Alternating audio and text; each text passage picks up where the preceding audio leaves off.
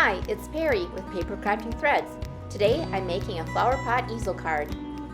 Start by cutting the flower pot from a scrap of cardstock. I cut a square 2 3/4 inches by 2 3/4 inches. Then on one edge I measured a 1/2 inch in from both sides and marked it with the pencil.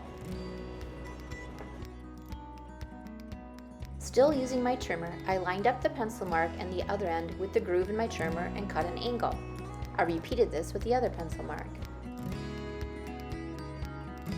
Next, I embossed the pot with the stripes embossing folder in my cut and emboss machine. I was reminded of this fast watercolor technique by fellow demo Jesse Christensen. Place your stamp upside down on the stamping block. That's right, I'm stamping with the back of the stamp. Ink it up, then spritz it with water away from your paper and lightly stamp. Stamp again to add more ink. I love how each watercolor splotch is different every time.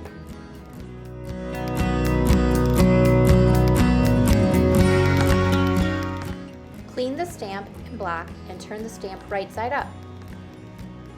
Heat set the watercolor splotches. Then ink your image like usual and stamp over the dried splotches. With the sweet sunflower stamp, I turned the stamped image and stamped again, creating a fuller flower.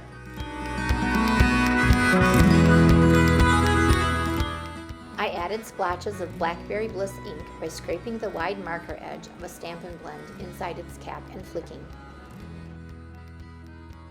For the card base, I cut a piece of Blackberry Bliss cardstock to 4 1/4 inches by 11 inches and scored it at 2 inches and 5 1/2 inches on the long side. For my patterned paper, I cut up one of the envelopes from the Sweet Sunflower Paper Pumpkin Kit to measure 4 1/8 by 5 3/8. I used a gold die cut and trimmed it to measure 2 5/8 by 4 1/8 inches for the top panel. Then I added adhesive to just the top back of the flower pot and added it to the bottom of the top panel.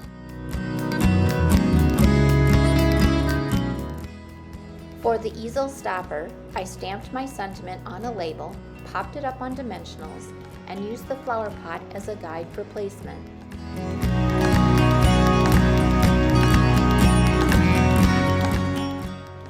I decided not to add a lip to the flower pot as I'm planning on having flowers cover all of the lower edge of the top panel. I used a mix of dimensionals and glue dots to add my sunflowers and floral fillers.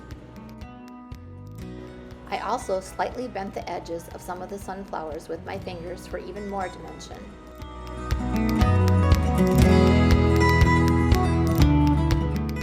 And there you have it, a card that stands up for display but also folds down to fit in an envelope. Check out my website for more inspiration at... Please give this video a thumbs up and subscribe to my channel. Thanks for watching.